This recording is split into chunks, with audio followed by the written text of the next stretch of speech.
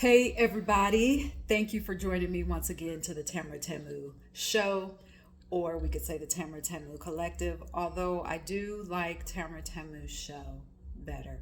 I don't know, I may have another YouTube name change again.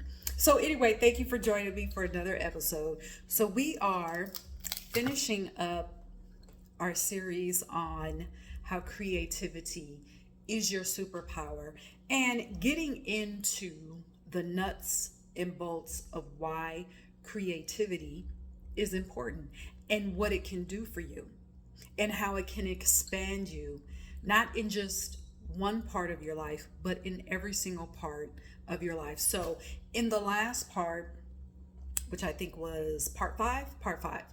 So, we talked about how creativity gets to move any emotional blocks, perhaps emotional blocks that you did not know that were there. So in this video, we're going to talk about how creativity gets to the core of you, which ties into removing those emotional blocks. All right, so getting to your core, and you're going to see me move my head back and forth because I am looking at notes again. So when you get to the core of you includes your genius. It includes where your talent is lodged. It includes those innate gifts, those gifts that you didn't have to train for, the gifts that you didn't have to go to school to learn. And oftentimes mixed up in all of those aspects that we would call good or loving. In that genius, in the core, also exists the parts of you that you tend to back away from because those parts are considered taboo. For example, if you know that you are aggressive, that is a part of you that is considered taboo because oftentimes aggression is equated to impatience, or its aggression is looked at as being bad, a bad quality, a quality that needs to be fixed, or a quality that needs to be worked on or improved. For some of you, it may be that you like to be out in front. You have no problem being the center of attention. That could be looked at as a negative thing. That could be looked at as terms that we may hear or adjectives that we may hear. Oh, that person is obnoxious. Or that person is too loud. Or that person is boisterous. That person doesn't know how to relax.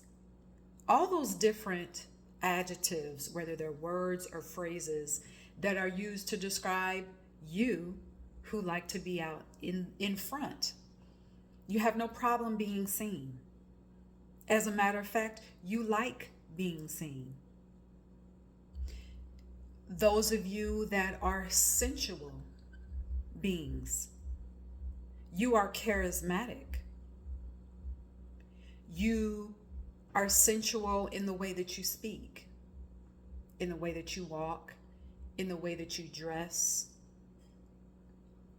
And for many of us, for us women especially, I'm going to say that, being sensual is often looked at as taboo, or you don't want to be too sensual because you don't want to give off the wrong message. You don't want to give off the wrong aura. and attract the wrong people. I mean, for a woman, how many times have you heard that, right? So all of these aspects that we look at as taboo or bad,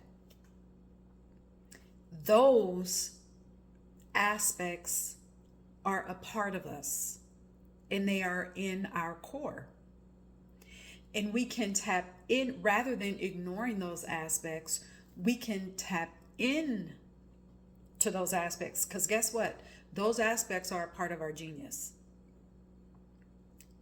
As the alchemists, the natural born alchemists, magicians, creators that we are, we can take all of those aspects and spin them into gold, and spin them into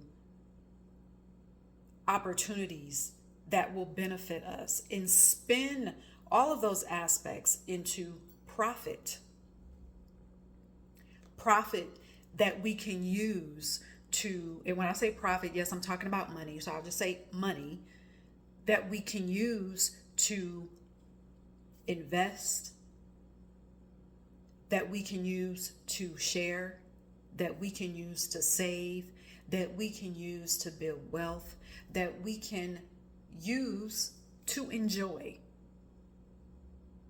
So, for example, and before I get to the example, I want to stress how in our DNA, all of those aspects exist as genius, okay? So for us to turn away from, we'll just say, the sensual part of us, we are essentially chipping away at our own genius. We're essentially chipping away at our own identity. We're essentially minimizing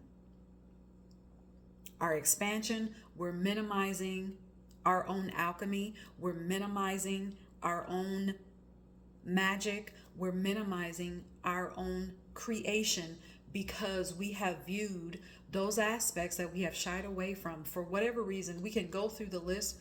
Some of us, it's society that tells us certain aspects or certain parts of a personality or certain ways of being are not acceptable. Perhaps the way that we grew up, perhaps the schools that we went to, perhaps the cities, the geographic locations that we grew up in, religion that we grew up in, that we adopted just because it was given to us, we didn't adopt it out of will, but it was given to us as something that we should take and apply to our lives. So you have all those lists of reasons why we have pushed those aspects to the side. But when we can get quiet and allow ourselves to explore our creativity, we can get silent.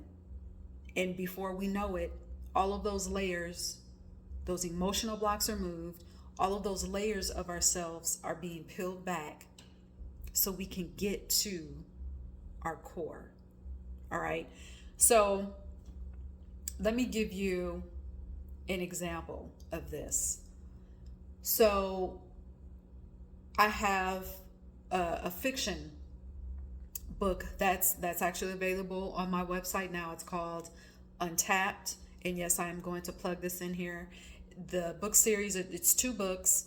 It's called Untapped, Volume 1 and 2, and it's a story about a woman who ends up being this business artist and this mogul.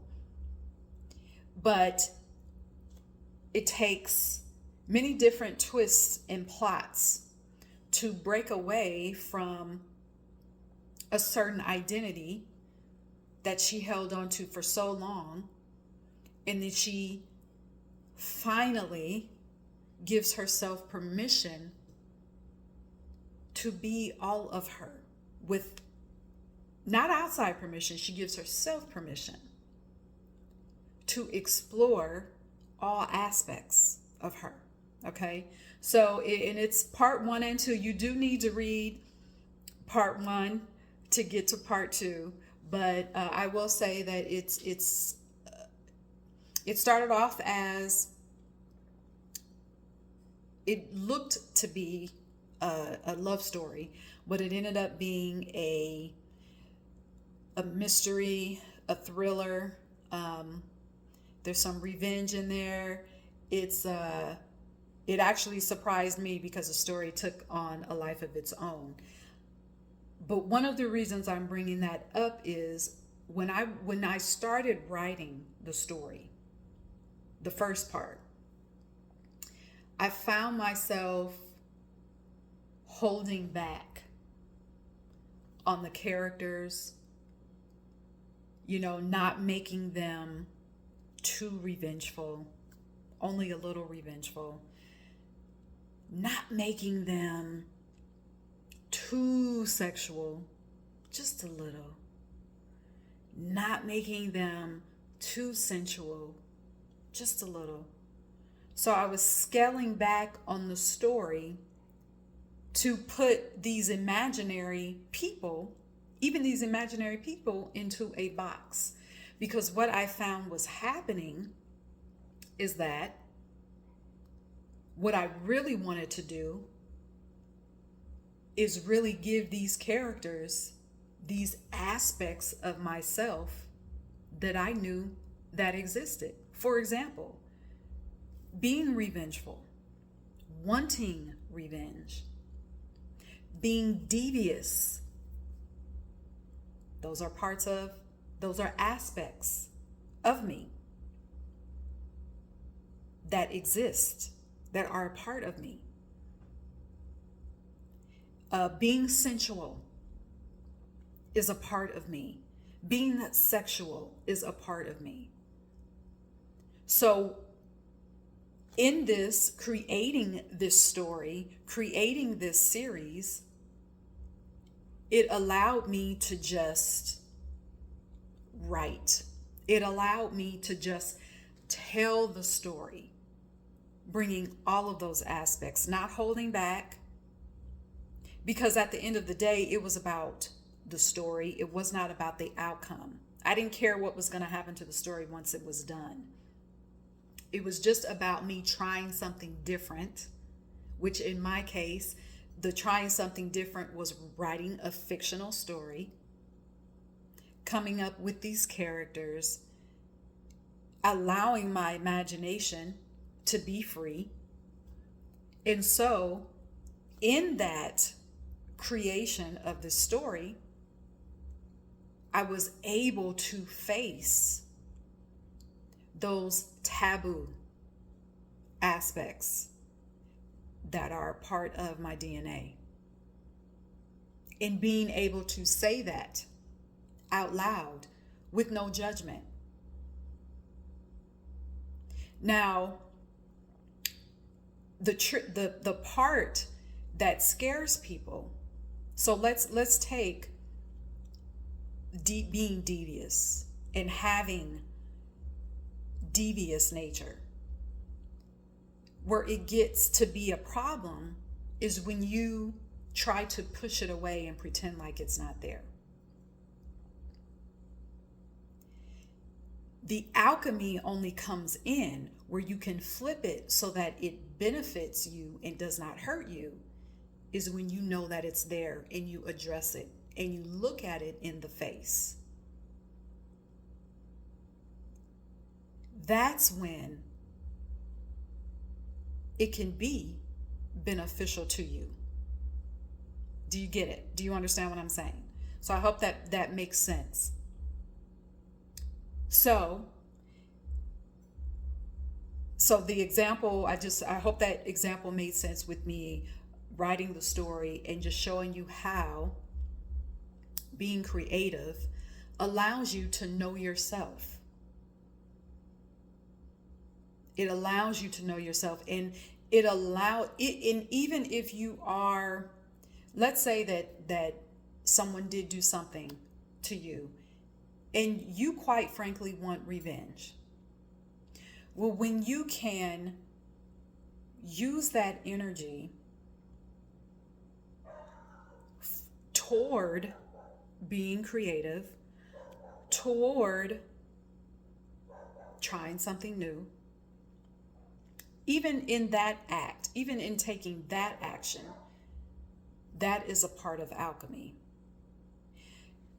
And I want to leave you with this and this is just general information, okay? I don't want to get too deep into this, but in Egyptian shamanic initiations, okay,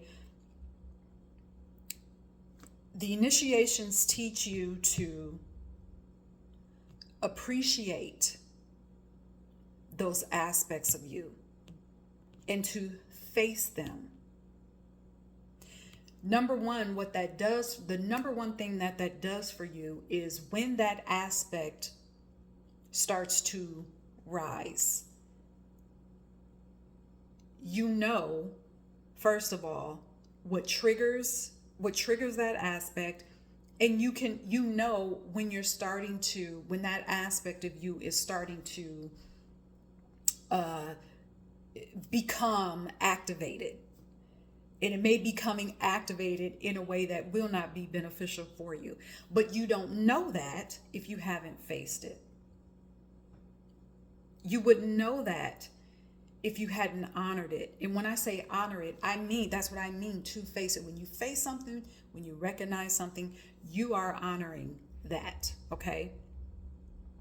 So the shamanic traditions, Egyptian shamanic traditions, it teaches you to appreciate the parts of you that you frown on. Okay, forget about other people.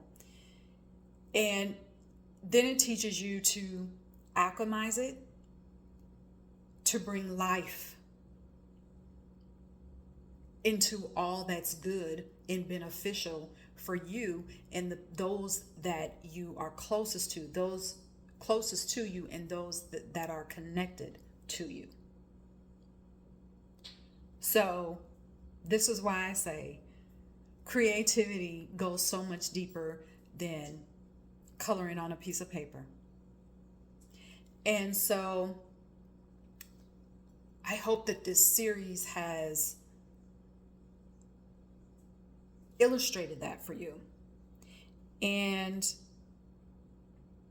if you are needing help just tapping into your creativity and tapping into your core, and just maybe you just don't even know where to start. Well, how do I be creative?